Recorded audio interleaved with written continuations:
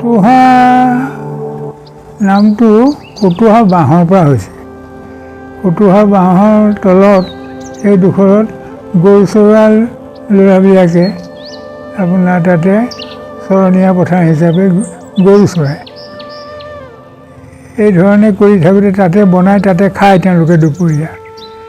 এই ধৰণে কৰি থাকোঁতে যেতিয়া পলাতক অৱস্থাত আছিলে গদাধৰ সিংহ জয়মতীৰ সম্পৰ্কত অংগগ্ৰহণ কৰিবৰ কাৰণে, গতিকে তেতিয়া গদাধৰ সিংহে পলাই আহি এই কালিয়নিৰ পৰা আদি কৰি এনেকৈ ধৰণে লাহে লাহে আহি এই কটুহা গাঁও পালে।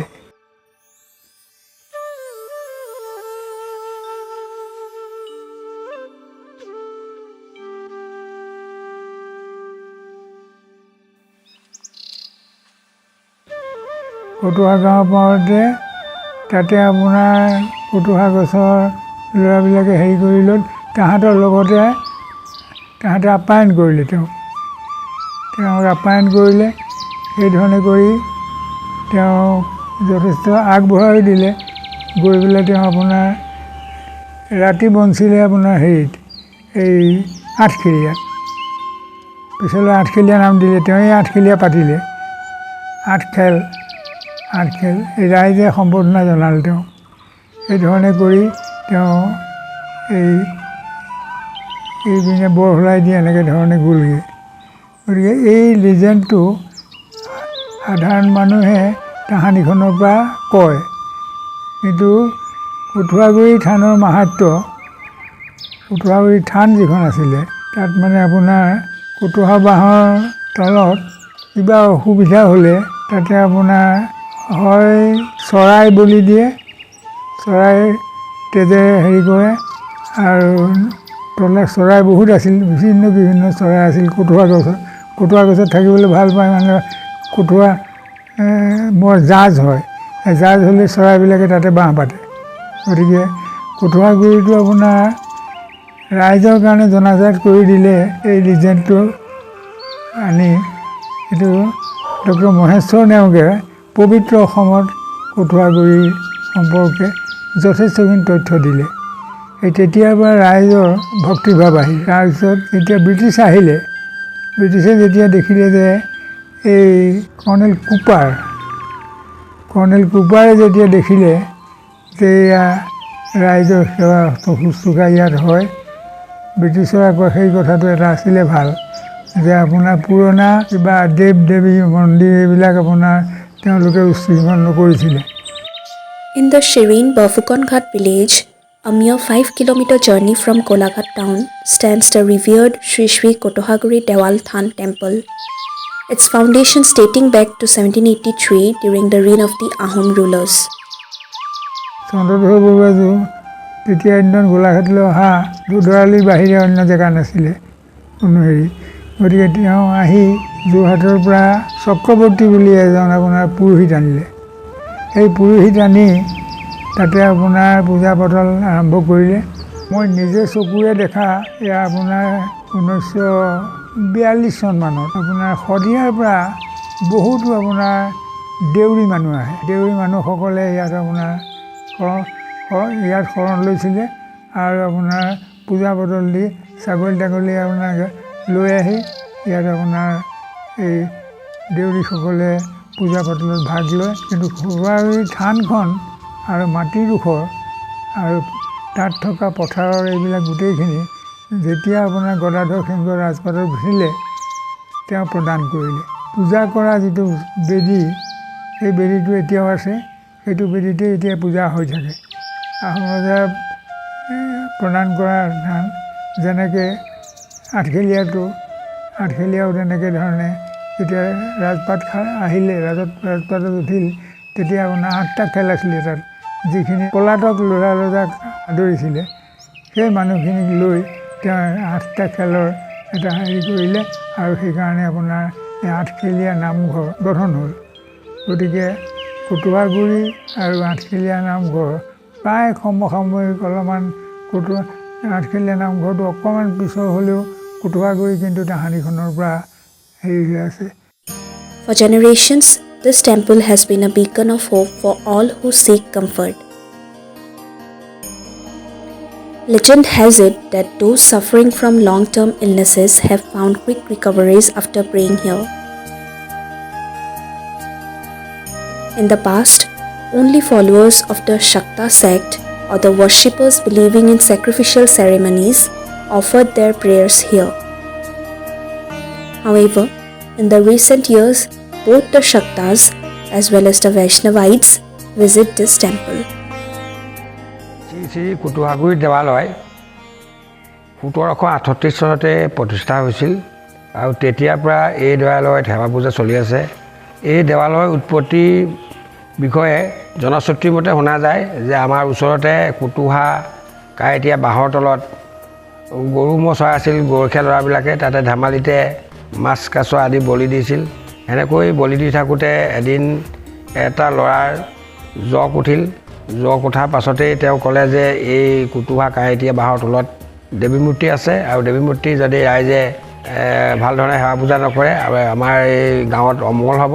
সেয়ে ৰাইজে গায়ন বায়নৰ সৈতে এই কোটোহা কাঁইটীয়া বাঁহৰ তলতে দেৱী মূৰ্তি উদ্ধাৰ কৰি আনি এই স্থানতে প্ৰতিষ্ঠা কৰি তেতিয়াৰ পৰা এই দেৱালয়ত পূজা পাতল চলি আছে। আমাৰ যি সা সম্পত্তিবিলাক আছিলে এসময়ত দেৱত্ব সম্পত্তি আছিলে, তাৰপিছত এতিয়া দেৱাল পৰিচালনা সমিতি নামত নামজাৰি হয় আৰু দেৱালয়ৰ লগত জড়িত দুটা বৰপুখুৰী আছে। তাত বহুদিনীয়া মাছ কাছ আছে, কাছ আছে প্ৰায় 200 বছৰীয়া। ইতিমধ্যে মহন কাছ বুলি খ্যাত এটা কাছ 2017 চনত প্ৰায় 200 বছৰৰ পিছত তেওঁৰ মৃত্যু হৈছে আৰু এতিয়াও আমি কাছ মেলি ৰাখিছোঁ। বৰ্তমান এই দেৱালয় আমাৰ চক্ৰৱৰ্তী ফেমিলিৰ পলাশ চক্ৰৱৰ্তীয়ে নৈমিত্তিক পূজা কৰে আৰু দুৰ্গা পূজাৰ সময়ত আমি বিভিন্ন ঠাইৰ পুৰোহিত আনি ইয়াত পূজা পাতল কৰোঁ।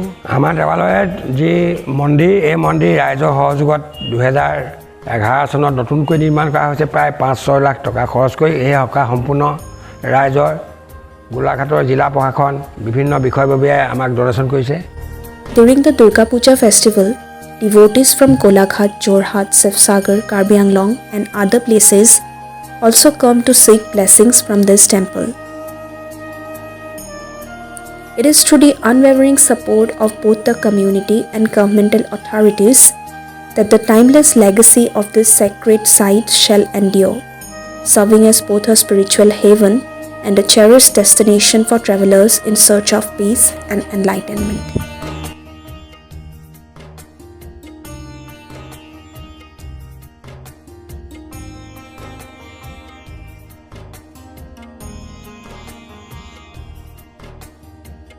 মই পলাশ চক্ৰৱৰ্তী বৰ্তমান কোটোৱাগুৰি দেৱালয়ৰ মানে পূজাৰী হিচাপে আছোঁ আৰু মোৰ দেউতা আছিলে, ককাহঁত আছিলে, তেনেকৈ আজু ককাহঁত আছিলে। আজি পুৰুষ 6 পুৰুষমান এনেকৈ চলি আছে।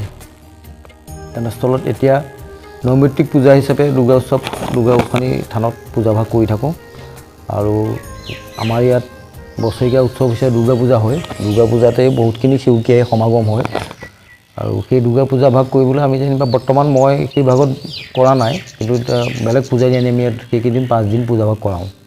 তাৰোপৰি আৰু ইয়াত আমাৰ বলি বিধানো চলে, কাৰণ যিহেতু ইয়াত শক্তিপীঠ বলি বিধান চলে। হাঁহ, ছাগলী, কোমোৰা এনেকৈ এইখিনি বলি হয় আৰু শিল্পীসকলৰ মানে তোমাৰ মংগল কামনা হয় যি বুলি ভাবি তেওঁলোকে আজি পুৰুষ তেওঁলোকৰ বংশানুক্ৰমে আহি আছে আৰু তেনেকৈ চলি থাকে। কিয়কি নৈমিত্তিক পূজাভাগৰ লগতে তেখেতো নৈমিত্তিক মানে বছৰেকতো তেনেকৈও আহে, মাজে মাজে আহে। ধৰা দেউতা জীয়াই থকালৈকে মানে দেউতা আছিলে তোমাৰ 16 চনত ঢুকালে, কিন্তু ঢুকোৱাৰ আগত দেউতা সুখ থকাৰ কাৰণে মই দেউতা সুখ পৰি থকাৰ সময়ত তেতিয়াই দেউতাই মোক দেখাই থৈ গ'ল যে এনেকৈ পূজাভাগ তই কৰি থাক।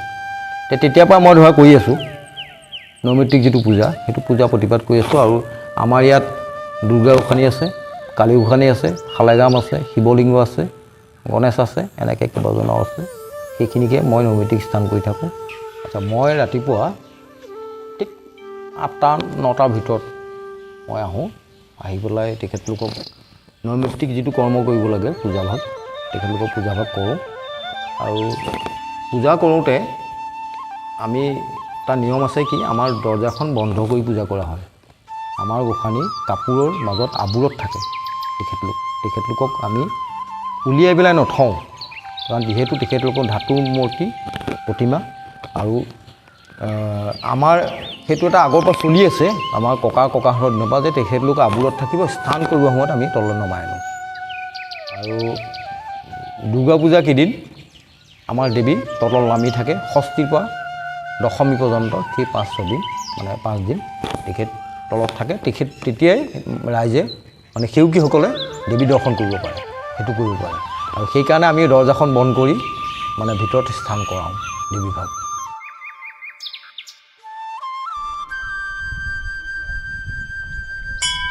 মোৰ নাম মাধুৰী দেৱী। তাৰপিছত মোৰ দেউতা 16 চনৰ 7 মাৰ্চৰ শিৱৰাত্ৰিৰ দিনা ঢুকালে। ঢুকোৱাৰ পিছত আমি এবছৰ মন্দিৰত হেৰি কৰিব নোৱাৰোঁ বুলি কোৱাৰ কাৰণে আমাক ব্ৰহ্ম সমাজে আমাক এই মন্দিৰত নিজৰ মন্দিৰ কাৰণে গোসাঁই ধুৱাবলৈ আমাক ক'লে আৰু ল'ৰাই ধুৱালেহি।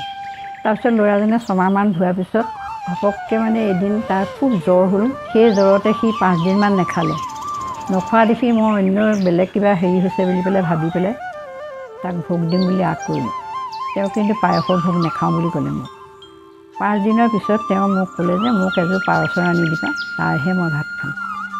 আৰু সেই পাৰচৰাই তোমালোকে ৰান্ধোতে হয়তো ঘিউ, নিমখ, হালধি তাৰ বাহিৰে কোনো বস্তু তাত দিব নোৱাৰা, আৰু মই সেইদেহে খাম। আৰু মই সেইদেই বনাই দিছিলোঁ ল'ৰাজনক। তাক আকৌ সেইদিন 9 দিনৰ দিনাখন ক'লে আকৌ মই পাৰ খাম, এইবাৰ এটা পাৰ মই অকলে বনাই দিব লাগিব। সেইদৰে মই আকৌ সেই একেভাগেই বনাই দিলোঁ। খোৱাৰ পিছত তেওঁ দেৱী মন্দিৰলৈ মোক মাতিলে আৰু ক'লে যে মই ইয়াতেই থাকিম, তোমালোকক চকু মেলি চাই থাকিম। আনে কিমান বিশ্বাস কৰে মই হয়তো নাজানো, কিন্তু আমি বিশ্বাস কৰোঁ বা এই মন্দিৰভাগৰ জড়িতটো কাহিনী বহুতেই আছে। এনেকুৱা বাৰিষাৰ দিনত যেতিয়া বতাহ বৰষুণ ধুমুহা আহে, তেতিয়া মোৰ ল'ৰা বাহিৰত থাকে। মোৰ কিন্তু চিন্তা হয় যে এই বতাহ ধুমুহাত ল'ৰা ছোৱালী কেনেকৈ আহিব। মই সেই চোতালৰ পৰা যদি এই মন্দিৰভাগলৈ সেৱা কৰি কওঁ, মা তুমি চাবা দেই, মোৰ ল'ৰাটো বতাহ বৰষুণৰ পৰা নিবাৰণৰ পৰা তাক ঘৰ পাহি। সঁচাকেই সি গাত এটোপো বৰষুণ নোহোৱাকৈ ঘৰ পাহি যেতিয়া মা বুলি মাতে, তেতিয়া মোৰ মানে ভাল লাগে। আমাৰ কুটুৱাগুৰি দেৱালয়ত এটা 14 চনত 2000 এনে ট্ৰাষ্ট কৰিছিলোঁ। এই ট্ৰাষ্টৰ আণ্ডাৰতে আমাৰ গোলাঘাট পুৰণা মন্দাপতিত এখন বৃদ্ধাশ্ৰম চলি আছে। আমাৰ ট্ৰাষ্টৰ মানুহে তাত চোৱা চিতা কৰে, বিভিন্ন ধৰণৰ সেৱামূলক কাম কৰি আছোঁ। বৰ্তমান আমাৰ ট্ৰাষ্টৰ আণ্ডাৰতে যিখন মানে অল্ড এজ হোম আছে, তাতে প্ৰায় 16 গৰাকীমান মানুহ আছে।